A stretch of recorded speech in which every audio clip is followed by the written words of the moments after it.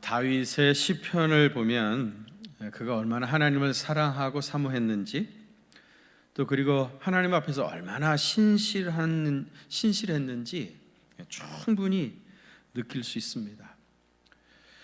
그런데 그렇게 하나님을 사랑했던 사람이 밧세바를 범하고 그의 남편 우리아를 죽인 것은 너무 충격적인 사건이라 아니할 수가 없습니다. 다윗은 이 한순간의 실수로 그의 생에 뼈를 깎는 듯한 그런 고통을 겪어야 했습니다. 물론 그는 나단 선지자의 책망을 받고 하나님 앞에서 가슴을 찢으면서 회개하고 날마다 침상을 눈물로 적시면서 통회했습니다. 그는 진정으로 회개했고 완전히 돌아서서 다시는 그런 죄에 빠지지 않았습니다마는 그러한 이 한 번의 실수로 인해서 다윗 평생에 받은 고통은 이루 말할 수 없는 것이었습니다. 여러분들이 잘 아시는 이야기지만은 밧세바를 범했을 때에 그가 낳은 어린 아이가 태어나자마자 아프기 시작했잖아요. 다윗이 하나님께서 내 죄를 이 어린 아이에게서 찾는구나. 하나님 앞에 식음을 전폐하고 주님 이 아이를 살려달라고, 나의 죄를 이 아이에게서 찾지 말아달라고 그러면서 간절히 하나님 앞에 기도를 하죠. 그러나 결국은 7일 만에 그 어린 피덩이가 죽었습니다. 자기 죄 때문에 죽은 그 어린 아이를 가슴에 안고 다윗이 얼마나 고통스러웠겠습니까? 그런데 이 아이가 죽은 것으로 끝난 것이 아니었습니다. 이 암논이라고 하는 다윗의 맏아들이 자기 이복 여동생 다말을 침상에 끌어들여서 겁탈하고 말았습니다. 다윗이 뿌렸던 음란의 씨앗이 그 자식들 사이에서 근친상간이라고 하는 열매를 맺고 말았습니다.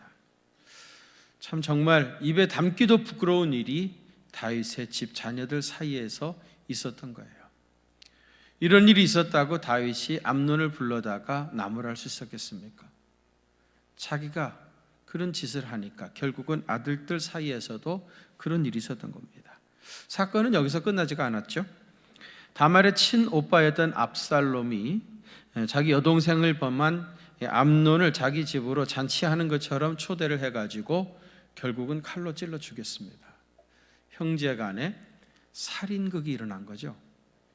아버지 다윗은 자기 아들 암논이 죽었다는 소식을 듣고 가서 죽은 아들을 가슴에 안고 오열을 했습니다. 한참 울다가 보니까 죽은 아들이 자기 아들 암논이 아니라 아마 그 밧세바의 남편 우리아라고 하는 것을 발견하게 됐을 겁니다. 그렇게 해서 우리아가 죽은 것으로 끝난 줄 알았는데 그 죽음이 자기 아들 암논의 죽음으로 부메랑처럼 돌아왔었던 것입니다. 시편 34편 2절에 보면은 다윗이 이런 고백을 했어요. 주의 손이 주야로 나를 누르시오니. 다윗이 얼마나 힘들었는지 마치 하나님께서 그 손으로 자기 목을 조르는 것 같이 주의 손이 나를 주야로 누르시오니 내 진액이 다 빠져가지고 여름 가뭄에 마름같이 되었습니다. 여름에 완전히 바싹 말라버린 것처럼 진액이 다 빠져버렸다. 그렇게 엄청난 고통을 그가 겪었던 겁니다. 다윗이 일순간 흔들려서 범죄하면서 그의 집안이 완전히 쑥대밭이 되어버렸고요, 일순간 쾌락을 위해서 죄의 늪에 빠진 것이 이렇게 무서운 결과를 초래하게 됐던 겁니다. 1990년대에 대학가에 혜성같이 나타난 그 시대의 영웅이 있었습니다. 마광수 교수죠. 대표적인 시집 가자 장미여관으로 그런 시집을 냈던 사람입니다. 이 사람이 주장하기를 간음은 죄가 아니라 아주 자연스러운 것이다. 동물들을 보라, 자유롭게 성을 즐기지 않는가? 간음이니 음행이니 하는 것은 잘못된 종교 관습이 만들어낸 멍해와 사슬이다. 이런 것들에 더 이상 매여 살 필요가 없다. 다 풀어버리고 마음껏 즐겨라. 그것이 자유이며 행복이다. 그렇게 가르쳤습니다. 어쨌든 그는 당시 대학가의 스타였습니다. 그의 강의실은 터져나갔습니다. 심지어 타 대학 학생들도 그의 강의를 듣기 위해서 몰려들었습니다. 2017년, 지금부터 3년 전이죠. 66살의 나이로 이분이 죽었습니다. 이미 죽은 고인을 가지고 말하는 것은 좀 그렇습니다마는 마광수, 그는 가정과 사회를 파괴하라는 특명을 받은 사탄의 하수인이라고 저는 생각합니다. 여러분, 음란에 빠지게 되어지고 음란이 만연하게 되어지면 성개방 사회로 가게 되어지고요. 그러다 보면 자연히 가정이 파괴되어지고 이혼이 급증하게 되어집니다.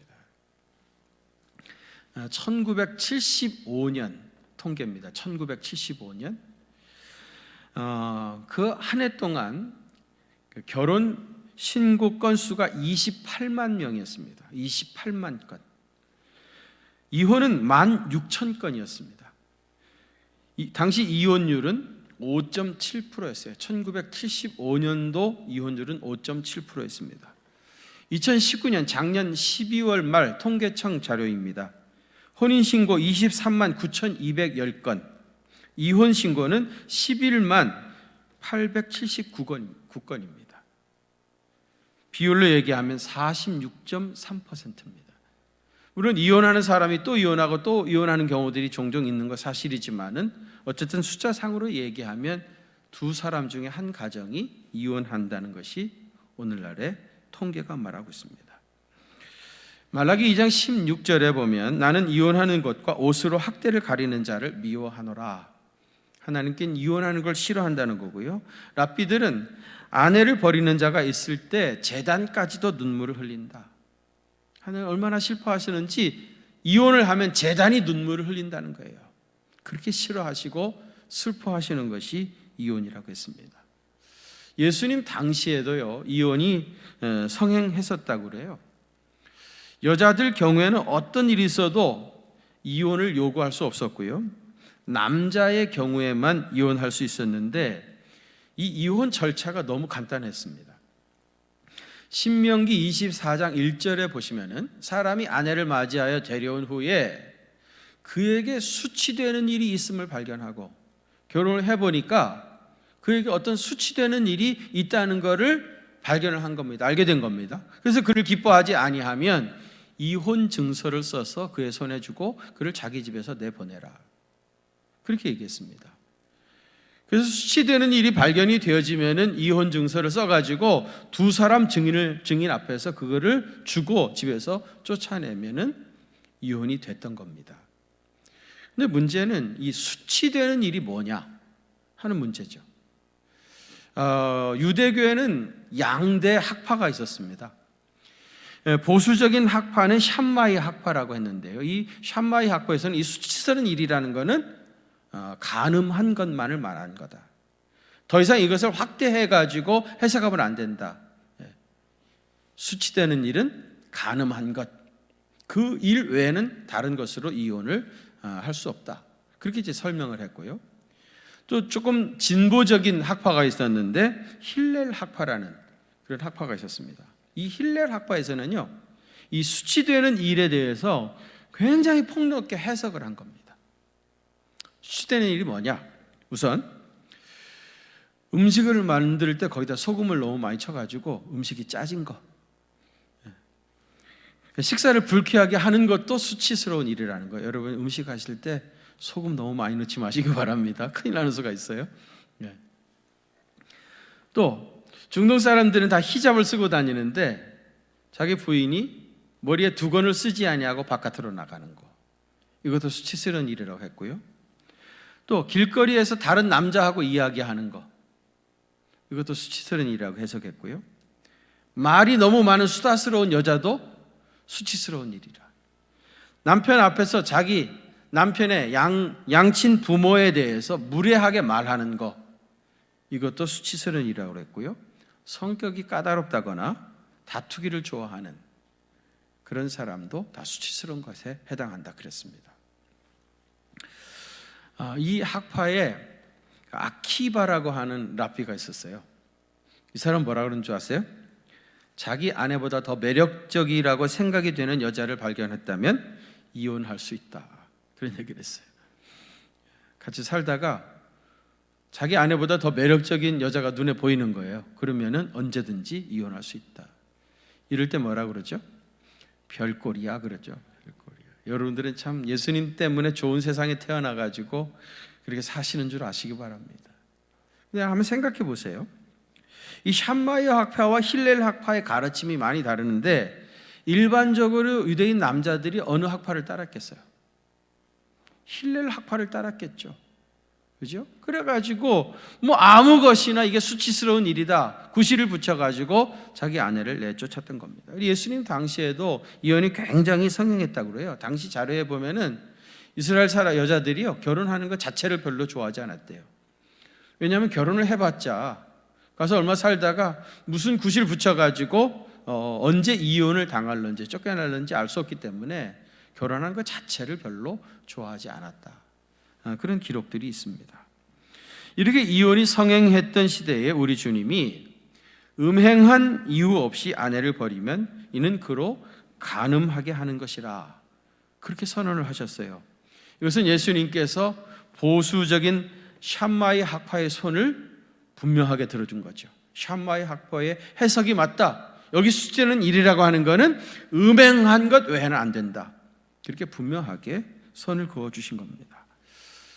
여러분 사실 성이라는 것은 하나님이 주신 아름다운 선물입니다. 삶의 생기와 엄청난 에너지입니다. 그런데 이 성은 반드시 가정이라고 하는 울타리 안에 있어야지 그 울타리를 벗어나는 순간 사탄의 도구로 전락해버립니다. 지금 우리가 살고 있는 현대 사회는요 예술이라고 하는 이름으로 자유라는 미명하에서 쾌락이라고 하는 이름으로 사랑이라고 하는 매력적인 이름으로 부를 창출한다고 하는 상업적인 가치로 그리고 인간이라고 하는 휴머니즘의 기치를 들고 우리의 삶의 깊숙한 부분까지 파고 들어와서 엄청난 파괴력을 행사하고 있습니다. 그래서 조금이라도 방심하게 되어지면은 사탄이 다윗을 일순간에 넘어뜨린 것처럼 우리를 넘어뜨리려고 달려들 것입니다. 그래서 성도는 늘 깨어 있어야 하고 항상 조심해야 됩니다. 최근에 N번방 사건이 터졌죠. 조주빈이라고 하는 녀석은 악마의 하수인이니까 말할 것도 없고요. 이 N번방과 연관된 방들이 많이 있다면서요. 무슨 박사반이 무슨 방이니. 그런 방들에 가입비 100만 원 이상 내고 가입한 사람이 10,000명이 넘는다죠. 사람들이 그 10,000명 명단도 다 공개하라 그렇게 요구하고 있지 않습니까? 구매자가 이렇게 많고 그렇게 엄청난 시장이 있기 때문에 그것을 만들어 판매하는 생산자가 생기는 것입니다. 소돔과 고모라 성 같은 음란함이 지금 하늘에 사무치고 있습니다. 그러면 어떻게 구체적으로 해야 이 음란한 세상에서 우리가 성결의 영을 쫓아 살아갈 수 있겠습니까? 제가 3가지로 정리해서 말씀드리려고 하는데 그 첫 번째로는요 음욕을 품지 말아야 돼요. 마음속에 이 음욕을 품고 있으면 안 됩니다. 부부가 만나서 살다 보면은 여러 가지 어려움도 있고 갈등도 있는 것도 사실이지만은 결국 가정이 파탄이 나는 것은 대부분 간음 때문입니다. 그런데 예수님은 음욕을 품고 여자를 보는 자마다 마음에 이미 간음하였느니라 그랬어요. 이 음욕을 품는다는 것을 제일 쉽게 설명하면은요 닭이 계란을 품고 있는 것과 같습니다. 계란을 품고 있는 동안에는 아직 병아리가 되어 나오지 않았잖아요. 그냥 알입니다. 그런데 품고 있다 보면은 언젠가 분명히 그 안에서 뭐가 나옵니까? 병아리가 나와요. 음욕이라고 하는 게 그런 겁니다. 지금 당장 간음한 것은 아니지만은 그런 생각을 품고 있다 보면 시간이 지나고 어떤 기회가 주어지면은 반드시 음란에 빠지게 되어 있습니다. 그렇기 때문에 이 음욕 자체를 잘 음욕이 생기지 아니하도록 품지 아니하도록 관리를 해야 됩니다. 그런데 이 미움이나 음욕 같은 것은 어떻게 보면 자기 의지와 상관없이 자기도 모르게 그것에 붙잡혀 있을 수가 있습니다. 일부러 작정하고 누구를 미워하는 것도 아니고요, 의도적으로 음욕을 품는 것도 아닙니다. 나 자신도 모르게 어느 순간에 그것에 붙잡혀 있는 경우들이 있을 수 있는 겁니다. 이 문제에 관해서 루터가 이런 얘기를 했어요. 머리 위에 새가 날아가는 건 어찌할 수 없다. 그렇죠? 자기 머리 위에 새가 날아가는 걸 어떻게 하겠습니까? 순식간에 자기도 모르게 음욕, 악한 생각이 스쳐 지나가는 거 어찌할 수 없다 이 말입니다. 그러나 그 새가 내 머리에 둥지를 트는 것을 방치하면 안 된다. 잠시 순간적으로 스쳐 지나가는 생각이고 말아야지, 그걸 계속해서 마음에 품고 있는 것은 마치 새가 내 머리에 둥지를 틀 수 있도록 방치하는 것과 마찬가지라 이 말이에요.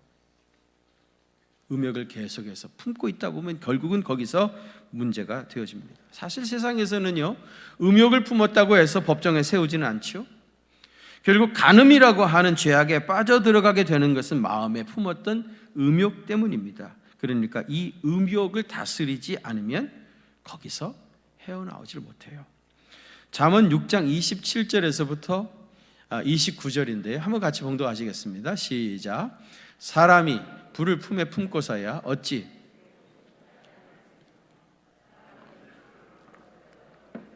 그의 발이 되지 아니하겠느냐. 남의 아내와 통관하는 자도 이와 같을 것이라. 그를 만지는 자마다 벌을 면하지 못하리라. 아멘. 거기 보세요. 사람이 불을 가슴에 품고 있어요. 그럼 어떻게 되겠습니까? 당연히 옷에 불이 나겠죠. 옷에 불이 붙어버립니다. 불을 가슴에 품고 있으면 분명히 옷에 불을 붙습니다. 사람이 숯을 발로 밟고 있어요. 어떻게 되겠습니까? 발이 되겠죠. 그 뜨거운 불에 발이 될 겁니다. 남의 아내와 통관하는 자도 마찬가지다. 이와 같을 것이다. 음욕을 가슴에 품고 있게 되어지면 결국은 음란에 빠지게 되어집니다. 그리고 가정이 깨지게 되어 있습니다. 마음속에 품고 있는 이 음란한 생각, 음욕 이 자체를 먼저 해결해야 됩니다. 잘 다스려야 됩니다. 두 번째로는요, 삼가 항상 조심해야 됩니다. 어떻게 해야 된다고요? 삼가 항상 조심해야 돼요. 어떻게 해야 된다고요? 삼가 항상 조심해야 됩니다. 한 2, 3년 된 것 같으네요. 사회 지도층 인사들의 미투 사건들이 일어났었죠. 제주지검장으로부터 시작해가지고 대학 교수들, 시인들, 무슨 연예인들, 방송국의 PD, 꼭 이런 일에 목사들도 끼죠. 나도 성추행 당했다. 나도 성추행 당했다. 미투가 꼬리에 꼬리를 일고 이어졌었습니다. 그때 MBC에서 이유리 송창의 씨가 나오는 숨바꼭질이라고 하는 막장 드라마가 나와서 흥행에 성공하기도 했었습니다. 여러분, 남녀의 문제는 언제 어디서 어떻게 문제가 불거질지 모르는 일입니다. 그러니까 항상 조심하는 수밖에 없어요. 지금은 코로나19 바이러스 때문에 사회적 거리두기에 동참해가지고 뭐 악수도 안 하고 접촉도 안 하고 그러는데요. 이 상황이 진전됐다 하더라도 남녀 간에 특별히 손을 덥석덥석 잡는 것은 이거는 전혀 덕스럽지도 못하고 좋지 않습니다. 사실 악수라고 하는 건 우리 문화도 아니죠. 제가 전에 알고 있었던 목사님인데요, 은세도 50대 중반쯤 됐었고요. 그때 교회도 꽤 큰 교회를 했었습니다. 어느 날 소식을 들으니까 목회를 그만두셨대요. 무슨 일이 있었대? 물었더니요, 주일날 아침에 교인들이 이제 오시잖아요. 예배드리러 오시잖아요. 저 뒤에 본당에서 교인들 맞이하면서 반갑다고 어떤 여자 집사님하고 악수를 했나 봐요. 악수를 하면서 이분이 좀 장난기가 있는 분이거든요. 악수를 하면서 손으로 그 여자 집사님의 손바닥을 이렇게 긁었답니다. 손바닥을 이렇게 긁었대요. 그 손바닥을 악수하면서 이렇게 긁는 것이 나는 당신하고 잠자리 하고 싶다, 그런 뜻이랍니다. 나는 그때 처음 알았습니다. 이분은 그냥 단순히 재미로 장난친이라고 그렇게 한 거예요. 딱 그게 답니다. 그런데 그 일 때문에 결국은 그 목사님이 그 교회에서 목회를 더 이상 할 수 없게 됐습니다. 남녀간에 악수하는 것도 조심해야 되겠지만 혹시라도 악수를 하더라도 절대로 이거 긁지는 마십시오. 큰일 납니다, 여러분. 이거 절대로 안 됩니다, 여러분. 교회에서는 뭐 상담한다, 또 기도받는다, 그러면서 언제나 문제가 생깁니다. 기도를 받거나 상담을 할 때는 언제나 여러분이 같이 해야지 혼자 와가지고 그렇게 하면은 항상 문제가 생기고 오해도 생기게 되어 있습니다.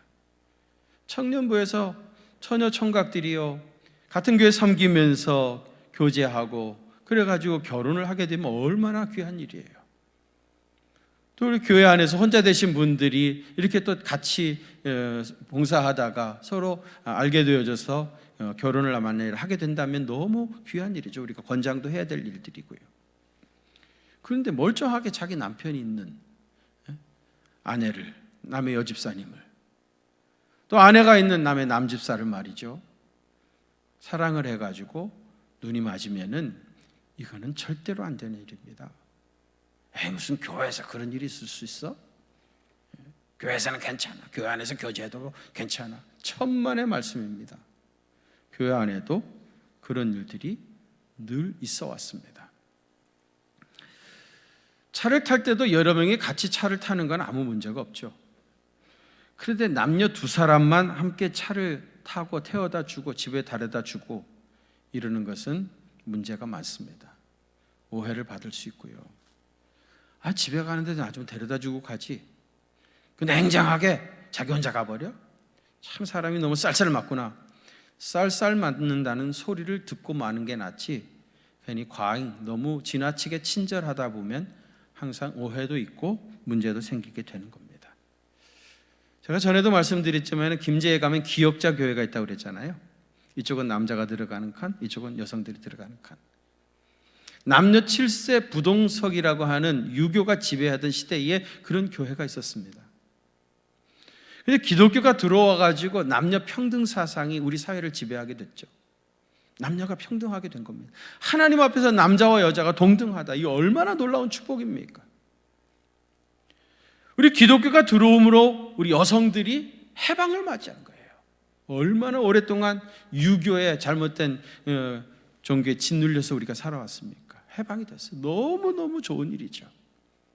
그런데 문제는, 근데 그럴 때는 그렇게 이혼율이 높거나 그러지 않았는데, 어쨌든 그러고 살았는데요, 기독교가 들어와서 남녀 평등 사회가 되어지고 또 성개방이 되어지고 남녀 간의 접촉이 많아지면서 가정이 파괴되어지고 이혼율이 높아지는 그런 사회가 돼버린 거예요.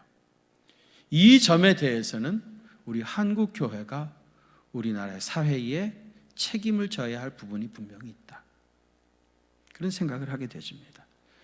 여러분, 정말 매사에 삼가 조심해야 됩니다.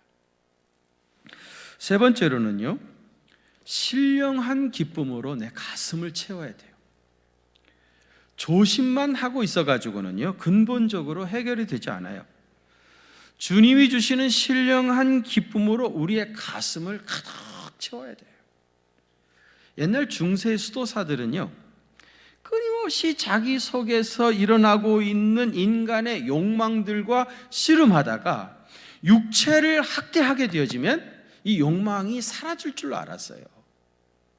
그래가지고 수도원에 들어가가지고 극도의 제한된 삶을 살죠. 잠도 제대로 자지 아니하고 먹지도 제대로 아니하고 노동하면서, 그러면서 극도로 자기 자신의 육체를 괴롭혔습니다. 그 이유는 뭐냐면 이 육체로부터 쏟아져 나오는 욕망들, 이 죄악의 욕망들을 그렇게 하면은 사라질 줄 알았던 거예요.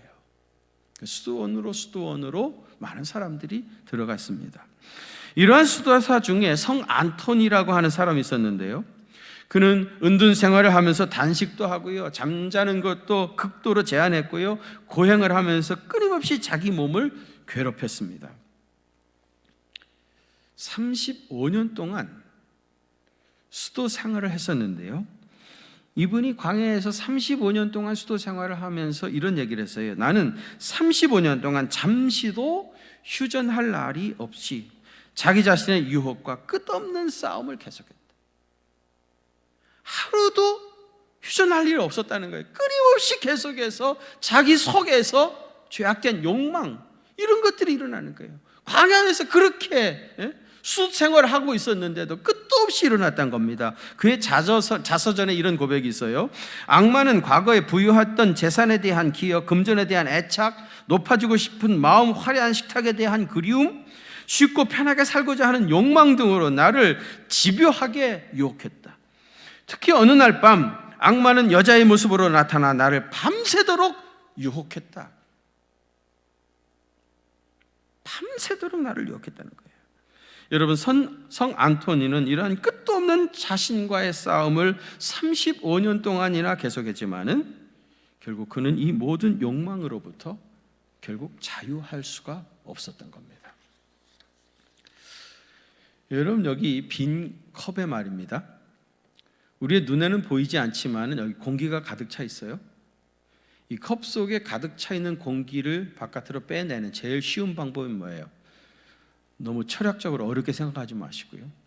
어떻게 하면 이 공기를 다 몰아낼 수 있습니까? 물을 부으면 되는 거죠. 물을 부으면, 물을 가득히 채우면 공기는 다 빠져나갑니다. 여러분, 이 컵에는 물이 가득 차 있든지 공기가 가득 차 있든지 둘 중에 하나입니다. 아무것도 없는 빈 공간은 없어요. 불교에서는 아무것도 없는 빌공이 될 때까지 수련에 수련을 거듭해야 된다는 거예요. 그래서 불교의 목적은 뭔지 아세요? 그 수도 생활하는 궁극적인 목적이 뭐예요? 빌공, 다 내려놓고 아무것도 남지 않을 때까지 수도 생활하는 거예요. 그러나 여러분, 절대로 빌공이 되지는 않습니다. 우리의 마음은 무언가 가득 차게 되어 있어요. 비워놨다 싶으면 다른 것이 또 들어옵니다. 반드시 무엇인가 들어와 가지고 내 마음을 지배하게 되는 것이지 빈 상태로 그대로 있지 않습니다. 우리 마음속에 어두움이 가득해 있는데 이것을 몰아낼 수 있는 가장 확실하고도 제일 쉬운 방법이 뭐겠어요? 마음의 빛을 밝히는 거예요. 마음의 방에 불을 밝히게 되어지면은요, 순식간에 어두움은 사라져요. 이 어두움만 물러가라, 나사렛 예수 이름으로 명하니 물러가라 소리 지른다고 해서 없어지는 게 아니고요, 내 마음의 방에 빛을 밝히면 순식간에 어두움은 사라집니다. 그러니까 여러분, 예수의 영으로 우리의 가슴을 채워가는 것이 이 음란과 죄악에 빠져들지 아니하는 가장 확실하고도 빠른 길입니다. 주님 앞에 나와서 신령과 진정으로 주님을 예배하고요, 말씀을 깊이 묵상하고요, 기도를 쉬지 아니하고요, 어떤 처지에 있든지 그 안에도 주님의 선하신 뜻이 있음을 확신하고 범사에 감사하고요, 죽어가는 영혼들에 대한 애착을 가지고 복음을 전파하고요, 하나님의 집을 세우는 일에 자발적으로 기쁨으로 봉사하다 보면 주님이 내 마음에 신령한 기쁨을 주십니다. 이 신령한 기쁨이 내 마음속에 있는 한 적어도 그 동안에는 이 어두움에 붙잡히질 않아요. 그래서 여러분, 우리는 끊임없이 주님이 주시는 신령한 기쁨으로 내 가슴을 채워가야 내 마음의 방이 환하게 밝혀지면서 어두움은 흔적도 없이 사라지게 되는 거예요. 7계라고 그러죠. 7계를 범했다. 7계가 뭐예요? 7번째 십계명이 뭡니까? 간음하지 말라. 어떻게 해야지 이 죄에 빠들지 않습니까? 첫째로는 마음속에서 끊임없이 일어나는 음욕을 품으면 안 된다. 음욕을 품으면 안 됩니다. 두 번째는 어떻게 하라 그랬죠? 삼가 항상 조심하라 그랬어요. 삼가 항상 난 괜찮아. 내 나이에 내가 뭐 권사인데? 천만의 말씀입니다. 삼가 항상 조심해야 돼. 마지막 뭐죠? 주님이 주시는 신령한 기쁨으로 내 가슴을 채워야 돼요. 내 마음의 방을 환하게 밝혀야 됩니다. 그러면 아무리 세상에 유혹이 있고 그래도 마귀가 역사한다 할지라도 그 가운데서도 자기 자신을 잘 지키고 또 주님이 주시는 풍성한 복과 은혜를 누리며 살아가게 됩니다. 그런 은혜가 임하게 되시기를 주의 이름으로 축원합니다. 기도하겠습니다. 거룩하신 아버지 하나님, 세상의 음란함이 하늘에 사무쳐서 10대, 20대 어린 아이들까지도 이렇게 끔찍한 죄를 범하는 그런 정말 무서운 세상이 됐습니다. 그리고 수만 명이 그 일에 비싼 돈을 내고 거기에 들락날락하면서 죄악에 빠져들어가고 있습니다. 그 가운데 우리가 있고 나 자신이 있습니다. 하나님 아버지, 오늘 주신 이 말씀을 깊이 기억하게 하여 주시고 우리의 마음속에 음욕을 품지 않도록 도와주시고 삶과 범사에 늘 조심하게 하여 주시고 주님이 주시는 신령한 기쁨으로 우리의 가슴을 채우게 하여 주셔서 주의 주시는 놀라운 평강과 은혜와 복을 누리며 살게 하여 주시고 행복한 가정에서 자자손손 대대로 복락을 누리며 살아가는 주님의 귀한 백성 다 되게 하여 주시옵소서. 이제는 만복의 근원이 되시는 우리 구주 예수 그리스도의 그 크신 은혜와 하나님 우리 아버지의 무한하신 사랑하심과 성령님의 위로하심과 교통하심이 우리 경기중앙교회 사랑하는 성도들과 또 저들의 가정과 또 그 생업의 현장들 위에 또 우리나라 대한민국과 또 북녘 땅에 있는 내 동포들과 전염병으로 고통을 당하고 있는 전 세계의 모든 나라와 백성들 위에 이제로부터 영원토록 함께 계시옵기를 간절히 축원하옵나이다. 아멘.